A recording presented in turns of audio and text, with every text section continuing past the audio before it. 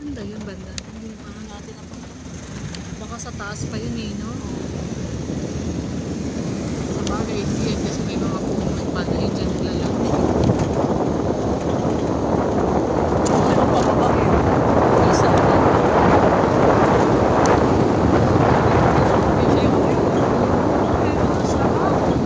Tsaka tingnan mo naman, ganitong oras, hindi ganun kainit.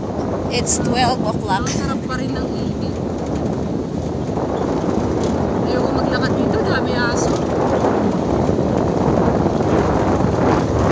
Magkakasang ka ba na yun?